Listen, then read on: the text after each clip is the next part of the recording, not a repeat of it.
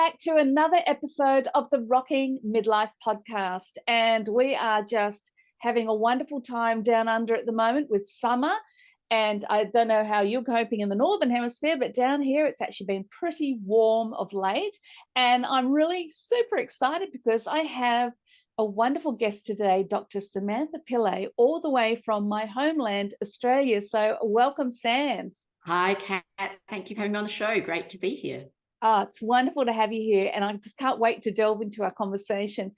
Before I get going, though, I just want to tell you just a snippet about this lady. She will blow you away, and know that I will have all of her biography and all of the show notes. So whatever platform you're watching or you're listening on, you'll be able to find out more about Sam. But basically, she overcame physical limitations from congenital hip dysplasia and smashed the glass ceiling to become South Australia's first female urological surgeon. She is a passionate businesswoman, a founder, and an entrepreneur. And trust me, like I said, she's one incredibly talented lady, but a lady that has really struck out and made a mark, not just for herself, but for other women. And so we're going to be touching on that a lot today, talking about gender equality and how we're living the lives we're living now, because basically we're standing on the shoulders of the women that went before us. And now it's our turn to be setting it up, ready for our daughters to come through. So welcome, Sam. It is fabulous to have you here. Please tell us a little bit about your story. What got you going in life? How did you end up doing what you're doing now? There's been some real goals in the sense that I decided in high school that I wanted to become a surgeon. And so I had a really big goal, and that was really played out for a long, long time because, it took like kind of 20 years from there to come out the other end. That led me to go to medical school and obviously then get onto surgical training and then to, specialize in the field of urology. And along that journey, I also decided that I wanted to subspecialize in incontinence surgery. Urology covers a lot of stones, cancers, prostate disease, and women's incontinence really, I felt, didn't get its just desserts. It didn't get the attention that it needed. It's a huge subject, isn't it? Especially this time of life. Not just the stigma, but the attention by the healthcare providers and the training.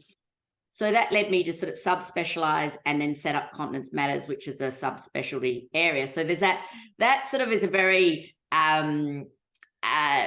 sort of steam train kind of approach to a very long goal, being very, very driven. Along the way, I've sort of gathered the Rolling Stone. I've sort of gathered a few other things that my life experience has probably led me down. And that side, I kind of feel like I call more the follow the breadcrumbs, where something happens and you just kind of evolves and follow. So as part of that big vision, I decided that I didn't want to be the urologist in a group of urologists all doing different things, providing incontinence. I wanted to set up a practice, Continence Matters. That's all we did. We were specialists. We focused on that, and we were a center of excellence.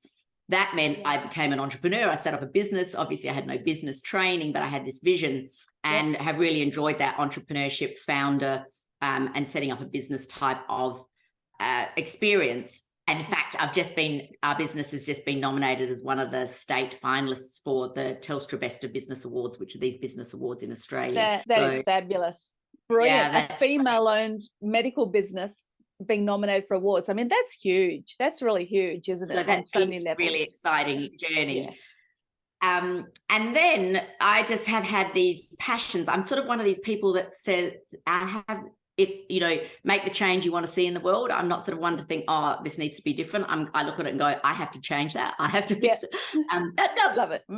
I end up being quite busy. And I think I thought I always wanted to write a book, but I kind of got to the stage after 20 years of being a surgeon that I didn't want to write a book on urinary incontinence because I've been doing that for 20 years. Yeah. And I'm very passionate about health. And I realized that looking after people was the most, when I went in as a doctor, that as a surgeon, you think, oh, wow, just think what a surgeon can do for someone's health. Yeah. I realized that actually what they can do for themselves is even more. 80% of chronic diseases, preventable, heart disease, diabetes, hypertension, diet, exercise, smoking, all these sorts of risk factors, much, much bigger than everything else. And that puts a burden on our healthcare resources, our economy, our workforce, our healthcare system and everything. And if only somehow we could help people to help themselves better, rather than waiting till it's broken and coming to me fix it. I kind of after 20 years goes, oh, I feel like I'm on a wheel here. It just keeps going round. Every time I fix someone else comes through the door. So, and you see the bigger picture. Obviously, I was very subspecialized in incontinence, but you realize it's very hard when there's multiple medical problems. All of that sort of seemed to come together. Bizarrely, is not what you're going to expect me to say. I decided to write a cookbook for people who don't cook, because I felt that there's so much focus. Field, but brilliant. Yeah, I know. That's what I'm saying. Like, and because you had all the time in the world, didn't you, to just go write a book? Well, we did have a bit of shutdown with COVID, and that sort of helped get the book over the line. I had actually started it, but that really did help. Because elective surgery was stopped. So the idea that a lot of cooking books out there for people who cook, and it glamorizes cooking. And I know people who sort of say, oh, I don't cook. Now, if you eat 3 times a day over a lifetime, it's a real financial and time management problem. And through my physical limitations, I have to be very time effective. I had to work out a way where I could shop once a fortnight, cook a meal in 20 minutes because I couldn't stand, with minimal washing up because I was busy, and I saved time, money, and calories. And I wrote this book in prose with no recipes to explain basic skills to someone to be able to survive in life and cook a few meals. Now, this is really weird. The other area which he sort of suggested was this passion for helping other women and inspiring other women. Like, if I can do it, you can do it too. And I realized that the career stereotypes and that self-belief, it's all what comes in those early years. And I'm talking like 3, 4, 5 years of age. So I wrote a children's picture book when I'm a surgeon. That led to a children's picture book series, which followed on with when I'm an entrepreneur, and then more recently when I'm an astronaut. So this children's picture book series, obviously the protagonist is a young girl. Activity books for girls, a STEM program that we're trying to now launch into schools. Can I just get you to explain what STEM is for any of our listeners who aren't familiar with that term? So science, the technology, engineering, maths. So trying to develop that program. And it's actually someone in New Zealand who's helped with the educational program for the school, an educator and teacher there. And that has led to then wanting to make those sorts of professions fashionable for girls. So it's not like, okay, you have to be a nerd to do that. And so that's led to an online merchandise store with an international e-commerce business. And I don't know where to go from. And also I was really fed up with the lack of continence education in the healthcare professional. So I also have an online school and educational platform for health professionals to get a course on upskilling themselves on the management of incontinence. I think that's everything. Oh my goodness. Okay, I think I need to lie down after hearing all of that. I do too. That is phenomenal. My gosh. But I mean, that's what they say, isn't it? If you want something done, get a busy person, because they're used to being able to make it work and fit it into their lives. And you sound like such a solutions orientated lady. And that's brilliant, because that's what we need, isn't it? It's one thing to just go, yep, this is what's happening in the world. Isn't it terrible? And do nothing. But I love the fact that you're going, oh, that's an issue. Let's do something about it. So go girl. And you do all this, don't you, while still being a mother as well? It's not just you on your lonesome, is it? No, but I am a single mum. Yeah. Oh gosh. So that brings even more weight, more responsibility. I know this isn't what we're going to talk about, but just why don't you, just for the people who are listening and going, oh my gosh, how does she do this? What is a really quick time management tip that you can throw out for some of the listeners? Because they're probably keen to know how you actually physically get these things done. Yeah, that's a good one. So there's a few, I've got lots.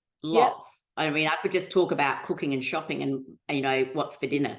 I save myself hours just by meal planning for a few weeks, cooking without a recipe, go to the kitchen, don't even have to think, and then there's a meal in 20 minutes. I don't wear makeup. That saves me a lot of time. I have curly hair for the people that are listening on audio that just can sort of air dry. I don't have to use a blow dryer and comb or style my hair or put it up. That saves me a lot of time. Dresses, because I can get dressed really fast and undressed. Like now, if I walk into a clothes shop and I go, oh, I want to buy that because I can take it off really quickly. They might not realize it's because I'm a surgeon. They might think that I do something else for a living. But I have just so many hacks. The other thing is decisions. Okay. A lot of people will spend a lot of time umming and ahhing to make a decision. Just say, for example, you walked into a shop and you looked at something and you weren't sure what you wanted and you tried it on, and then you maybe asked someone what they thought and you went back another time. I would be the sort of person that would look at the shop and go, no, like in 10 seconds. Or what's the best thing? I'll try one thing on and I'll make a decision in like 2 seconds. Now, apply that to everything in life, whether it's your finances or all that sort of stuff. I am very, very honed at making multiple decisions at once, quickly, very fast. But remember, I've had lots of training to be able to be on my own in an operating theatre and make a life and death decision without looking anything up or asking anyone else. So I have been sort of overtrained from that point of view. So I think that's probably a big one. I can't think there's probably loads more. That it's funny, you know, we actually talk the same language. A number of those things are hacks that I've written in my books over the last couple of years, my 21 hacks books. And you talk about decision making, because you've probably heard of decision fatigue, how, you know, when you're making constant decisions and second guessing yourself and having to work out what you want to wear every morning, it leads to decision fatigue. Steve Jobs was a classic example of someone who basically wore the same clothes every day because it removed one decision that would have cluttered up his mind from other things. And I find I'm like that. Like, you comment on no makeup, I'm no makeup every other day except when I'm on camera.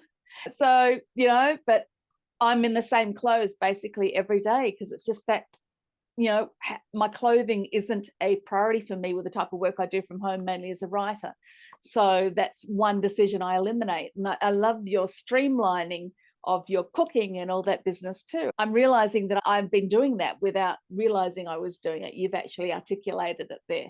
So great tips. Decision fatigue for cooking is exactly what led to the No Recipe Cookbook, because I would buy all these fancy cookbooks that I'd see in the bookshop. I'd come home, I'd never cook anything. I'd sit there on the weekend going through and marking all the recipes I wanted to make. And I had so much decision fatigue by the end of it, I wouldn't actually end up cooking anything. And I kind of realized that I was just making life too hard for myself. When my decision fatigue at the end of the day, when it's dinner time, is so bad because I run a business. So I'm making all those ownership level decisions, seeing patients and operating, and I'm making all the decisions as a surgeon. So my decision fatigue is at the point when I get home, I could not look at an app and order Uber Eats on a phone. That's just, I'm just at that point so over it. Just, you know, fridge, pantry, done, and planning. That's brilliant. And I think that's why some people will look at people like you and go, oh, well, she's obviously just got it all together, So it's actually really good to hear, well, these are the habits and the hacks that I've put in place in my life to allow me to be able to do what I do. And it's good for people to hear that, because then they realize that you're not just this one amazing woman, which you are, but you know what I mean? But they could potentially do that in their own lives as well by adapting similar habits and things. So it's always great to just share how you got where you did and what helped. But let's take it back now to your passion, which is really looking at gender equity, and the fact that you were the first one to break a glass ceiling in urology, you know, is massive. So what are you seeing? What's really pushed that button for you to create your own platform to be able to talk about it and write about it and everything? So actually, even carrying on from the last point that you were talking about, I truly believe if I can do it, someone else can do it. Like if I can do it, you can do it too. There's nothing I do that you can't do. And then taking it back even further, I have this belief that I can do it. Right. So that's what led me to do it, because I obviously believed that I could do it, even though, you know, there was no other females in Adelaide that had done urology. I obviously truly believed that I could do it, because I wouldn't have gone down that path if I didn't believe that. So it's having that self-belief that I can do it. And it's having that same belief in other people that they can do it too. So that, again, even comes full circle back to what drives me with those children's books, because I know that I have overcome so many obstacles, physical and gender barriers. And the reason that I was able to do it is because I believed I could. So a lot of energy, rightly so, is spent on fixing those barriers, right? Mm-hmm. That's what we see all the time in our media, in our education, in our government policy. And a lot of people are doing fantastic work in that area. But I also realized when I looked at what I had done is like, okay, but I did it with those barriers. What was the secret ingredient? The ingredient was the self-belief at a young age. So therefore I thought, if I want to change this space in the world, and I'm time poor, the biggest impact I can make is to write children's picture books to instill in that 3 or 4 or 5-year-old girl that she can do it no matter what, so that if someone doesn't come along and remove those barriers, she'll still succeed. So I actually consciously went for the children's books because I saw the problem of gender inequity. Yeah. I knew I had limited resources, and I thought that was the way I could have the biggest impact in the world. Fantastic. Yeah, with my time and resources in that area. Yeah. Because there were so many other people working on other aspects of it. So do you write all those books yourself, or have you got a team that you're managing to help put these together? So that's right. That all comes down to it. Obviously, you can imagine when I wrote the No Recipe Cookbook, I can't remember, that was like, 40,000 words or something like that, you know, and that was a big job. Pitch book, it's 125 words. So they've got to be the right words, don't they? There's still an art involved. Yes. Yeah. Correct. But what happened was it was much more of a team job as far as working with an illustrator, working I self-published because I love the business side. I love understanding the whole industry and learning that. But you're working with a graphic designer, you're working with a whole team, and having run a business and having those skills, I was able to get a product, an end result, get a solution with a team, because that's obviously my time is the hardest thing to replicate. So again, that was the way I could do that. So what happened was, it was very easy for me to write when I'm a surgeon because I'd been a surgeon for 20 years. I'd also had my own business for 20 years. So writing when I'm an entrepreneur wasn't that hard. I love business. I do some business mentoring for tech startups and things like that. Of course you do. I listen to a lot of business stuff and read a lot of business stuff. I've done a company director's course and various things like that. So writing the When I'm an Entrepreneur wasn't that hard. I loved doing extra research and reading about other entrepreneurs and things. And then knowing that I had to invest the time to really do the research. I loved physics at school and didn't pursue that sort of hardcore maths, physics studies by doing medicine. And really there wasn't much opportunity for girls in 1985 when I finished my year 12 in that area. So it was a big enough deal for a girl to do medicine back then. So I decided to write When I'm an Astronaut because I thought, I know nothing about the space industry. I'm going to learn everything that is about training to write this book. And that was, so I had a little bit of a self-serving purpose because I wanted to do that. And, suddenly I'm Andy Thomas, who's an astronaut, did a testimonial for the book. I went to this, I'm going to space conferences. I'm talking to people involved in astronaut training. And so doing all the research to discover what it takes to be the essence of what it takes to be an astronaut was 6 months of research into astronaut training, which I loved. So I have no intention of leaving Earth ever, but it was as close as I was going to ever get to fulfilling that sort of science study. So it's been a great journey. Oh, that's wonderful. And what's the impact? Obviously, you can't run out to schools yourself and deliver the books. What's the impact? No. What's the feedback you're getting? Are they getting out there? Yeah, I love reading the testimonials and the reviews that people write. So, you can go to Amazon and look at the book pages and read. And, I've got a son, and, we'll read someone in, the States or the UK or something has written something that I don't know who's written about how much this book has had an impact on them or them as a parent or their child. And I just can't put words to describe as an author and as a person to have been able to have that reach. So when you're a surgeon, it's micro scale, it's one-on-one. I'm never operating on two people at once. When you're an advocate for a cause and you're promoting a message, and I'm talking on a podcast or I'm writing books, it's a macro scale. And so, there's people that all over the world. When I'm an astronaut, it's been a #1 bestseller in a category in the US several times. So it's really exciting to be able to have that reach on a macro global scale. Yeah. Oh, I totally hear you. I've had the same experience with some of my books, and even people, approaching me, to be on the podcast, and I'm thinking the same thing. I'm just sitting down here in New Zealand, sort of just doing my thing. But we live with such technology that we can reach so much further than what we realize, can't we? And it's amazing the impact that you do hear back, that little ripple effect of you just making that time and getting that book out, and the difference it's going to make around the world.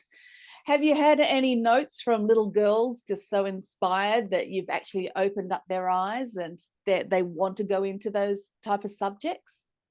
Yes, the best thing is to just, I go back and reread some of the reviews that people have left on Amazon. I had a beautiful photo sent to me. A woman had sent my book to an orphanage in Kenya and then took the photo of it there sitting on the bookshelf and stuff. So really amazing experiences that are, and things I never ever thought, opportunities and experiences. I feel very privileged that I never saw as a surgeon. And in actual fact, that was the reason behind the first book. So what happened was, as a surgeon, life had opened up that I didn't even realize when I signed up 20 years earlier, or 30 years earlier. So in the sense that back then, you like most people, I had this vision of someone who saw patients and operated on them. As my career had unfolded, I became a leader, I became an advocate, I became an educator, I became a public speaker. I was, traveling the world, going to conferences, and all these other opportunities that a surgical career opened up. And the idea of when I'm a surgeon was I wanted to show young girls that all the facets that a surgeon could be was more than probably the average person, whether it was medical research. There are surgeons who've done amazing things around the world, that it wasn't just that idea of seeing a patient and operating on them. And that was how that first book got started, to open up to people that surgery was more than what you think it's going to be. The other thing was, when I started surgery, I thought that it was a compromise as a woman. People used to say, oh, you want to be a surgeon, don't you want to have kids? That by choosing a career, I was not going to be as good a mum or as much of a family woman, or this image of, I don't know what, that I had in my head, person. By choosing a career, I was sacrificing or compromising that family role for my career. What happened was, and that's something that I think is sold to you through society and as a result of history. Well, what I suddenly realized was, in actual fact, my money, my education, my skills have actually served me better. Now, not everyone, I'm not saying it's not right for everybody, but I know that I would not have been a good mother if I had stayed at home, as being a full-time stay-at-home mum like my mum. I just would never have been fulfilled. And as a result, that would have had negative consequences on my ability to be the best mum. Make a difference. And so my traits that are good are leadership, living by example, setting an example, being an inspiration. And so for me, I realized that I'm actually a better mother. And even within medicine, there's very much this drive to do general practice for women, thinking that's a better career. I'm self-employed. If I want to take 4 weeks off, I can. I don't have to ask anyone. I can, have a day off for sports day if I want. I've obviously got an income where I've never had to use childcare. I can, as a single mum, I've been able to have, one-on-one nanny or various things. So I've actually sort of gone, hang on, I don't think that was right. I actually think if someone sort of said, if you want to be a mum, you're better off to be a surgeon, because you're going to be a better mother. I never had that thought in my head. Yeah, it's not something I've ever heard in a sentence ever. It's great, actually. You've dived straight into basically what I was going to ask you next, just about, here you are now at midlife, and you're saying you felt the old gender thing, when you're going into surgery, as a younger mother in the early years of childbearing. Has it changed now? You've been in surgery for 20 years, you say. Have things changed? Or what are you seeing for women in general? Do you find that all women are as empowered as you are? Or are you finding that still a lot of us in this, this midlife era are still shrugging off some of the things of the past? Because I know that the next generation coming through, my daughter's generation, they're a lot stronger and clearer. And that's because of a lot of us teaching our girls to be like that. But for us in our 40s and 50s, I think there's still a lot of us that are still probably behavioural. Yeah, I know what you mean. There's a train and it's leaving right now. And if you don't jump on it, you're going to be left behind. Yeah. That's what I'd say. Yeah. What I've noticed over business over the last 20 years is the pace of change has been accelerating. So it's a little bit like a snowball. And the last 3 years have just been a huge turbo accelerator to change. So what's happened is there is an opportunity out there that's now more accessible to women than ever before. And I am forever learning new business, new software, and new skills. I am learning at a faster rate now in my mid-50s than I was when I was doing my surgical training in my 20s. The rate and pace of change is extraordinary. And you would see it with elderly people now who are not tech savvy, and how much they're, isolated when, the checkbooks have gone, there's no cash, and, all that sort of stuff. So, like yesterday, I think I had a, conference in the Philippines, one in the US, now I'm talking to New Zealand, and I'm sitting in my study at home. So the opportunity there is extraordinary. When I did a course for incontinence on a platform called Thinkific. I had never done anything like that before. I was able to teach myself through online, YouTube, how to set up everything's the whole platform, on YouTube. Run the course, everything, shoot the videos, organize the camera, the tech, the lighting. I learned it all, myself, and then publish the whole course. The books and stuff has allowed me to be a little bit creative, because I am one of these. I was the 16-year-old finishing school going, I'm going to be a surgeon, kind of just complete tunnel vision. I was not what someone would look at and go, the artsy creative girl. There was no pink around. The books have allowed me to be creative, and so doing the online merchandising store has been so exciting, because now I'm like making little baby bodysuits with pictures of the surgeon on it, saying I want to be a surgeon, kind of stuff. It's just so cute. It's just so cute and so much fun. But the point being, I was like, I'm going to have a store, and I had to learn. I had no idea about e-commerce or taxes or shipping or anything like that, or drop shipping, print on demand, Shopify. Or learn it all myself. I did the same thing over the last 3 years, by the way, which is why I now teach on it as part of my side hustle package, because you learn as you do it, don't you? So the train, jump on the train. It's there now. You can teach yourself for free, and the setup costs are minimal often with these. If you do use a platform and it's paid, your annual might be a couple of $100s. You don't have to go out, start a business and sign a lease and That's right. Get a bank loan for hundreds of thousands of dollars. So I think that, and if I can do it, you can do it. Yeah. I'm not someone who's been trained in computers. There was no computers when I was doing my surgical training.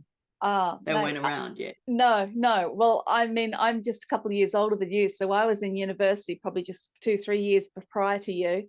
And you were saying you started at 16, I started at 17. And so we're both early starters in the university scene. But yeah, it was all handwritten. All my researched essays were all handwritten. And, that meant sitting around the state library in New South Wales there researching for days on end and trains. And then we walked through the snow and killed the bear on the way home. No, it wasn't quite that bad, but there were certain skills we learned because we just had to be diligent if we want to achieve the things that we wanted to achieve. And and I think if that's something that women can keep with them still and resort to the, oh, well, I'm past it now, I can't teach an old dog new tricks and all those lines, I think there is so much more potential, isn't there, in women at this age? Obviously, in my 50s, I suddenly think that's incredibly young.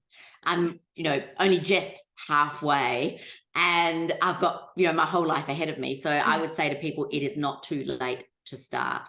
And that is part of why I'm inspiring women, because we've got a health problem. You see, people are living longer, and the financial wealth of women in the last 10 or 20 years of their life can be very bad, and their quality of health can be very, very bad.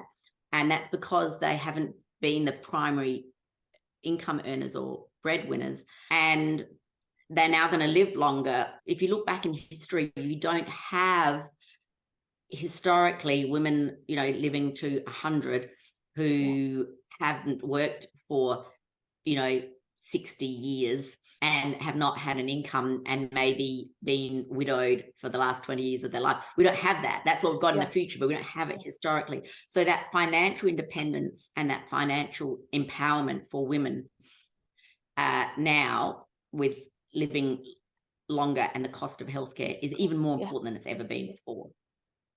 Oh, yeah. You're preaching to the choir here. That's what my last book is all about. Your Midlife Side Hustle. Literally right about that. About how, you're not too old, you haven't missed the boat, but you need to do it now. And because I'm like you, I'm a few years on you, so I'm 57, but I'm still the same, thinking I'm going to run out of life because I still want to do this, and this, and I want to learn this, and this, and it's an attitude. And even though I've been physically incapable of doing a lot of things over the last 10 years with the conditions I've lived with, it doesn't stop the drive and the heart and the ability to learn and read and connect because of the technology that we live with today. So as we start to wrap up, what would you say to the woman who's sitting on the fence thinking, but I have just been a housewife, but I think there's something more for me? What would you say to that woman? First of all, I'd say never say just a housewife. True. Value yourself. Thank you. Yeah. Value yourself, because your self-belief is what's going to get you to do more, and a lack of self-belief is not going to help you. So have more self-belief. And then the next thing I would say is it one day or day one? Oh, I like that. That's great. That needs to be on one of your baby suits. So I think, that's the way. And the other thing, which relates to what we've touched on, is that I always say progress, not perfection. Because it's easy to look at someone like you who looks like they've got it all together and forget the fact that, like you said, you've actually been a surgeon and a business owner for 20 years. And out of that, you've stepped into your leadership and your speaking. But at the end of the day, it's not about comparison, is it? And that's something that we women need to stop doing as well. And it's about lifting up one another, and particularly forging that path that fulfills us, but is pulling the next generation through into their opportunities. So final words for all the mothers of daughters. What would you suggest for them? Follow your passion, because once you've got a passion about it, you'll find that drive. On my website, I've written a few articles, like blogs and stuff, like why surgery should be the #1 career choice for women doing medicine. And so they might be good follow-on reading for the topics that we've sort of talked about, that people can, just access for free. So that's just samanthapillay.com. And that can help people, maybe inspire them to think about, like what I did, like my goals might not be their goals. What annoys me in the world or what I want to fix in the world, think about what it is that you care about. And then that's the fuel. The one thing I always said to my kids was that old saying about you can't steer a boat that's in the harbour. And that is, start taking action. And if you get going and you realize, oh, actually, this is not really what I want to do, but you're moving, you can then steer towards the thing that you are doing. And I think that's really powerful as well for women, for themselves and for their daughters. Encourage them to step out and start taking action now and model that yourselves. I was going to say, with entrepreneurship, the biggest thing is your failures. That's what gets you from A to B, not your successes. So the other point I'd make is don't be afraid of failing. Yes. Do not be afraid of failing, because every failure is so valuable. The value of your failure is more valuable than your success. So don't be afraid of failing. If you fail, go, oh my God, that's great, because now you're one step closer to where you want to be. Exactly. And that's always worth reminding, because I find too, women, our generation, we tend to beat ourselves up still. I'm not good enough, I've failed. And that's such a good reminder that it doesn't define us. It's a learning opportunity that we use to go forward. Yeah. If you want to start a business and you start a business and it doesn't work out, go, oh my God, do you know how much closer you are now to being an entrepreneur than before you started that business that failed? Absolutely. Absolutely. Well, Sam, I just want to thank you. You're an incredible lady, and I know that there's so many different little rabbit holes we could go down to. So I think we're going to have to get you back at some point, just saying. I hope that's all right, because I know that there's going to be women who would love to dive into some of the midlife issues around the bladder, and then all these other things about, opening up STEM as possibilities for our girls, and just encouraging and empowering women to step into, their fulfilling lives and purposeful lives. So thank you so much. I so appreciate your time.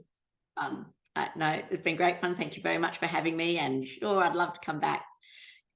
That would be fabulous. That would be so cool. Well, everybody, I just want to remind you, please get into the notes, whether you're listening, whether you're watching, or whether you're reading the blog or reading my newsletter. Please get on to Dr. Sam's websites, go check out her resources, go buy those books for your grandchildren or for your nieces or for anyone really who has girls. Get those books out there, and let's be really modeling ourselves as well what women can actually do in living fulfilling and purposeful lives regardless of our age. So thank you again, Sam. Please, everybody, if you're on YouTube or whether you're tuning in, please make sure to like, to share this episode out, and to leave a great review so that more people can find it and listen in to amazing guests such as Dr. Sam. So I will see you on the next episode of the Rocking Midlife Podcast.